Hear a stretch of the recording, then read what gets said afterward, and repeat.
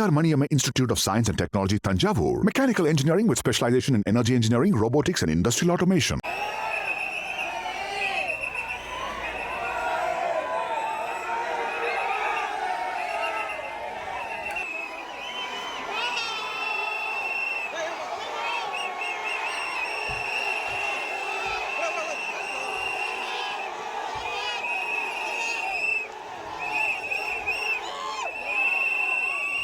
தமிழக அரசியலோட தலையெழுத்து மாறப்போகிற அந்த தருணம் வந்தாச்சு. 60 வருஷ கால திராவிட அரசியல் சாம்ராஜ்யத்தை ஒரு தனி மனிதனாக நின்று ஆட்டி பார்த்துருக்காரு விஜய் அவர்கள். 108 தொகுதிகளில் வெற்றி, தனிப்பெரும் கட்சி. இப்போ அடுத்த கட்டமாக மொத்த தமிழகமும் எதிர்பார்த்த அந்த மாஸ் அப்டேட்டும் வந்தாச்சு.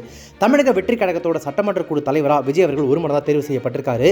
அதாவது அவர் தான் முதலமைச்சர் அப்படிங்கிறது இப்போ அதிகாரப்பூர்வமாக உறுதி செய்யப்பட்டிருக்கு. ஆனால் வெறும் தேர்வு மட்டும் போதாது, அடுத்து நடக்க போகிறது தான் ஆட்டத்தோட மெயின் பிளான் அப்படின்னு சொல்லலாம். நாளைக்கே ஆளுநரை சந்திக்கிறதுக்காக நேரம் கேட்டிருக்காரு தாவேகா தலைவர் விஜய் அவர்கள். ஆட்சி அமைக்கிறதுக்காக உரிமை கோர போறாரு. அப்போ அபிஷியலா விஜய் பதவி ஏற்க போற அந்த நாள் எது? விஜய் அவர்கள் ஆளுநர் கிட்ட கொடுக்க போற அந்த கடிதத்தில் இருக்கக்கூடிய ரகசியம் என்ன? 2017 அதிமுகவில் நடந்த ரிசார்ட் பாலிடிக்ஸ் இப்ப பனையூர்லயுமே அரங்கேறிக்கிட்டு இருக்கு. 108 தொகுதிகளில் ஜெயிச்சு தனிப்பெரும் கட்சியா வந்து நிக்கிற தாவேகாவுக்கு இன்னும் மெஜாரிட்டி நிரூபிக்கிறதுக்கு தேவைப்படுற அந்த 10 சீட் அப்படிங்கிறது ஒரு பெரிய சவாலா இருக்கிற இந்த நேரத்தில் பனையூர்ல அவசரமா காலையில் நடத்தப்பட்ட வேட்பாளர்கள் ஆலோசனை கூட்டத்தில் கட்சி தலைவர் விஜய் அவர்கள் ஒரு அதிரடியான உத்தரவை வேட்பாளர்களுக்கு போட்டிருக்காரு. யாருமே எம்எல்ஏக்களா பதவி ஏற்கிற வரைக்கும் சென்னையை தாண்டி வேற எங்கேயுமே போகக்கூடாது, சொந்த ஊருக்கா இருந்தாலும் சரி எல்லாரும் இங்கேயே தான் இருக்கணும் அப்படின்னு சொல்லியிருக்காரு. இது வெறும் சாதாரண ஆர்டர் கிடையாது, கோட்டையை பிடிக்கிறதுக்காக விஜய் போட்டிருக்கக்கூடிய ஸ்கெட்ச் அப்படின்னு சொல்லலாம். காங்கிரஸ் வருமா, பாமக கை கொடுக்குமா, இல்லை யாருமே எதிர்பார்க்காத ஒரு ட்விஸ்ட் நமக்காக காத்துக்கிட்டு இருக்கா? பனையூர் வேட்பாளர்கள் ஆலோசனை கூட்டத்தில் நடந்தது என்ன? வாங்க டீட்டெயிலாக சொல்கிறேன். ஸ்கிப் பண்ணாமல் வீடியோ கடைசி வரைக்கும் ஃபுல்லாக பாருங்க.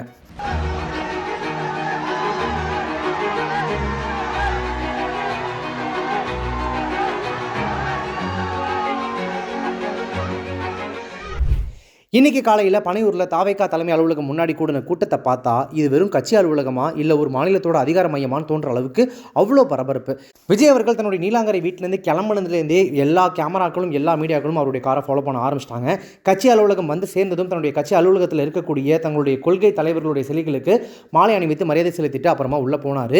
விஜய் உள்ளே போனதுமே அந்த 108 வெற்றி வேட்பாளர்களோட முகம் மலர்ச்சியாக இருந்தாலும் உள்ளுக்குள்ள ஒரு சின்ன பதற்றம் இருக்க தான் செஞ்சது. கூட்டத்தில் விஜய் பேச போகிறது ரொம்பவே தீர்க்கமான ஒரு விஷயம் அப்படின்றத அவங்களுக்கு அப்பவே தெரிஞ்சிருக்கும். விஜய் அவர்கள் சொன்ன விஷயம் என்ன அப்படின்னா, நீங்க எல்லாருமே எம்எல்ஏவா பதவி ஏற்கிற வரைக்கும் சென்னையிலேயே தான் இருக்கணும், யாரும் சொந்த ஊருக்கு கூட போகக்கூடாதுன்னு அவங்க எல்லாருக்குமே அன்பு கட்டளை ஒன்று போட்டிருக்காரு. ஏன் இந்த உத்தரவு? ஏன்னா ஆட்சி அமைக்கிறதுக்கு இன்னும் 10 பேர் தேவைப்படக்கூடிய இந்த சூழல்ல குதிரை பேரம் நடந்துடக்கூடாது அப்படின்றதுல விஜய் ரொம்பவே தெளிவா இருக்காரு. தான் கஷ்டப்பட்டு சேர்த்த இந்த 108 வைரங்களையும், அதாவது 108 வேட்பாளர்களையும் பத்திரமா வச்சுக்கிறதுக்காக விஜய் எடுத்த முதல் ஸ்டெப் தான் இது. அடுத்த அதிரடி என்ன தெரியுமா? மாமல்லபுரத்தில் இருக்கக்கூடிய ஒரு பிரம்மாண்டமான தனியார் விடுதியை, ஒரு லக்ஸூரியஸான ரிசார்ட்டை தாவேகா இப்போ முழுசா வாடகைக்கு எடுத்திருக்காங்க அப்படின்னு சொல்லப்படுது. அந்த ஹோட்டலில் இப்போ வேற யாருக்குமே அனுமதியே கிடையாது. அந்த 108 எம்எல்ஏக்களும் இப்போ அங்கே தான் தங்க போறாங்களாமா. இதில் இன்னொரு சுவாரஸ்யமான விஷயம் என்ன அப்படின்னா, எம்எல்ஏக்கள் மட்டுமல்ல, அவங்க குடும்பத்தாரையும் அங்கேயே கொண்டு வந்து தக்க வைக்கிறதுக்கு ஏற்பாடுகள் நடந்துகிட்டு இருக்காமா. விஜயோட சொந்த பாதுகாவலர்கள், அதாவது அந்த பவுன்சர்ஸ் அண்ட் செக்யூரிட்டி இருப்பாங்க இல்லையா, அவங்க தான் இப்போ அந்த ரிசார்ட்டோட செக்யூரிட்டியாக இருக்க போகிறாங்களாம். ஒரு எறும்பு கூட அந்த ஹோட்டலுக்குள்ள விஜயோட அனுமதி இல்லாமல் உள்ள நுழைய முடியாது. இதெல்லாம் பார்க்கும்போது விஜய் அரசியலில் எந்த அளவுக்கு தீவிரமாக இறங்கிட்டார் அப்படின்றது நமக்குலாம் புரியும். இதெல்லாம் தாண்டி இந்த பனையூர் வேட்பாளர்கள் ஆலோசனை கூட்டத்தில் நடந்திருக்கக்கூடிய இன்னொரு மிக முக்கியமான விஷயம் என்ன அப்படின்னா, இந்த கூட்டத்தில் தமிழக வெற்றி கழகத்தின் சட்டமன்ற குழு தலைவராக விஜய் அவர்கள் ஒருமனதாக தேர்வு செய்யப்பட்டிருக்காரு. ஸோ இதுதான் இந்த கூட்டத்தில் நடந்த விஷயங்கள் ரொம்ப ஹைலைட்டான ஒரு விஷயம் அப்படின்னு சொல்லணும். 8ஆம் தேதி விஜய் பதவியேற்க இருக்காரு அப்படின்ற மாதிரியான ஒரு தகவல் உலா வந்துட்டு இருக்கு. இந்த நிலையில இந்த வேட்பாளர்கள் ஆலோசனை கூட்டத்தின் மூலமா நமக்கு தெரிய வந்திருக்கக்கூடிய இன்னொரு தகவல் என்ன அப்படின்னா, நாளை விஜய் அவர்கள் ஆளுநரை சந்திக்கிறதுக்கு பிளான் பண்ணியிருக்காராமா. தமிழகத்தில் ஆட்சி அமைப்பதற்கான உரிமை கோருவதற்காக தாவேகா தலைவர் விஜய் அவர்கள் நாளை ஆளுநரை சந்திக்க திட்டமிட்டிருக்கார் அப்படின்னு சொல்லப்படுது. தாவேகாவினர் தரப்புல ஆளுநரை நாளை சந்திக்கிறதுக்கான நேரம் கேட்கப்பட்டிருக்கு. பதவியேற்க அழைக்குமாறு கடிதம் கொடுக்க தாவேகாவினர் நாளைக்கு நேரம் கேட்டிருக்காங்க. எது எப்படி இருந்தாலும் நாளை அல்லது அதிகபட்சம் நாளை மறுநாள் விஜய் அவர்கள் எப்போ பதவி ஏற்கிறாரு, இப்போ நமக்கு கிடைச்ச தகவல் படி 8ஆம் தேதி தான் அவர் முதல்வராக பதவி ஏற்கிறாரா இல்லையா அப்படின்ற தகவல் நமக்கு தெரிஞ்சிடும். எதிர்க்கட்சிகளோட எந்த மூவுமே இங்கே வேலை செய்யக்கூடாது அப்படிங்கிறதுல விஜய் ரொம்பவே உறுதியாக இருக்காரு. அப்படி ஒரு வாய்ப்பை அவர் அங்கே உருவாக்கவே இல்லை அப்படின்னு தான் சொல்லணும். இப்போ கிளம்பி இருக்கக்கூடிய இன்னொரு மிக முக்கியமான தகவல், நமக்குள்ள ஒரு சந்தேகம் இருக்கும். தேர்தல் முடிவுகள் தான் வந்துருச்சு. தாவேகா அந்த 10 சீட்டுகளை இப்போ எந்த கட்சி கூட சேர்ந்து கூட்டணி அமைச்சு ஆட்சி அமைக்க போகிறாங்க, விஜய் அவர்களை எப்போ நம்ம அஃபிஷியலாக சிஎம்மாக பார்க்க போகிறோம் அப்படின்றது. வர்ற 8ஆம் தேதி விஜய் தமிழக முதலமைச்சராக பதவி ஏற்க போகிறார் அப்படின்றது தான் அந்த பரவிட்டு இருக்கக்கூடிய இருக்கக்கூடிய முக்கியமான தகவல்.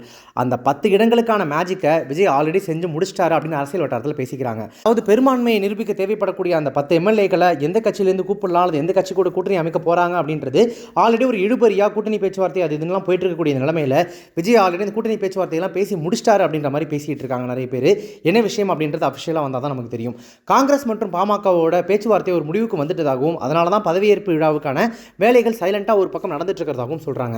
ஒருவேளை 8ஆம் தேதி பதவியேற்பு நடந்து விஜய் அவர்கள் தமிழகத்தின் முதலமைச்சராக பதவி ஏற்றார் அப்படின்னா அது 1967க்கு அப்புறம் தமிழ்நாட்டில் நடக்க போகிற ஒரு மிகப்பெரிய புரட்சியாக இருக்கும். ஏன்னா 1967க்கு பிறகு தமிழ்நாட்டில் முதல் முறையாக ஒரு திராவிட கட்சி இல்லாத ஒரு புதிய ஆட்சி அமைய போகிறது அப்படின்றது கண்டிப்பாக ஒரு புரட்சியாக தான் இருக்கும். சரி, பனையூரில் வேட்பாளர்கள் கூட்டத்தில் இவ்வளோ விஷயங்கள் நடக்குது, வெளியில் காத்துட்டு இருக்கிற மக்கள் சும்மா இருப்பாங்களா? ஆலோசனை கூட்டம் முடிஞ்சு வெளியில் வரக்கூடிய விஜய் அவர்களை இப்போ எப்படியாவது பார்த்தணும் அப்படின்றதுக்காக அங்கே இருக்கக்கூடிய மரங்கள் மேலெல்லாம் ஆட்கள் ஏறி நின்று வேடிக்கை பார்த்தது அங்கே இருந்த காவலர்களை பதற வச்சிருக்கு. போலீஸ் தடுத்துமே கேட்காம சுவர்கள் மரக்கிளைகள்னு கிடைச்ச இடத்துலலாம் ஏறி நின்று தலைவா சிஎம் அப்படின்னு கத்துன அந்த சத்தம் பனையூரியை அதிர வச்சிருச்சுன்னு சொல்லலாம். ஒரு ஸ்டாரா அவர் இருந்த டைம்லேயே அவர் எப்போ வெளில வருவார், அவர் எப்போ பார்ப்போம், அங்கே எப்போதுமே ஒரு மக்கள் கூட்டம் காத்துட்டு இருக்கும். இன்னைக்கு அவர் ஒரு தமிழ்நாட்டினுடைய பதவியேற்க போகிற முதலமைச்சராக இருக்கார் அப்படின்றதுனால அவருக்கு நார்மலாக கூடுற கூட்டத்தை விட ஒரு 10 மடங்கு எக்ஸ்ட்ராவே அங்கே நிற்கிறாங்க அப்படின்னு சொல்லலாம். அவரை மக்கள் ஒரு ஆட்சியாளராக ஏற்றுக்கிட்டாங்க அப்படின்றதுக்கு இது ஒரு மிகப்பெரிய சாட்சி. முடிவுகளுக்கு அப்புறம் தான் தேர்தல் களம் இப்போ இன்னும் சூடாக இருக்குது அப்படின்னு சொல்லணும். மாமல்லபுரம் ரிசார்ட்டில் இப்போ தாவேகா எம்எல்ஏக்கள் தங்க வைக்கப்பட போகிறாங்க. பனையூரில் விஜய் அடுத்தடுத்த மூவ்ஸை கவனிச்சுக்கிட்டே இருக்காரு. 8ஆம் தேதி தாவேகா கொடி கோட்டையில் பறக்குமா? அந்த 10 எம்எல்ஏக்கள் எந்த கட்சியிலேருந்து வந்து கூட்டணி அமைச்சு ஒரு மெஜாரிட்டியை தாவேகாவுக்கு கொடுத்து ஆட்சி அமைக்கிறதுக்கு கிங் மேக்கராக ஹெல்ப் பண்ண போகிறாங்க. எந்தெந்த கட்சிகள் தாவேகாவோட கூட்டணி அமைச்சா நல்லா இருக்கும் அல்லது அமைப்பாங்க நீங்கள் நினைக்கிறீங்க அப்படின்றத பற்றின உங்களுடைய கருத்துக்களை மறக்காம கமெண்ட்ஸில் தெரியப்படுத்துங்க. இந்த த்ரில்லர் பயணத்தில் அடுத்தடுத்து இந்த அரசியல் மேடையில் என்னெல்லாம் நடக்க போகுது அப்படின்றத உடனுக்குடனே தெரிஞ்சுக்கிறதுக்கு நம்ம சேனலை இப்போ சப்ஸ்கிரைப் பண்ணிட்டு மறக்காம ஃபாலோ பண்ணிக்கோங்க. Subscribe to One India and never miss an update.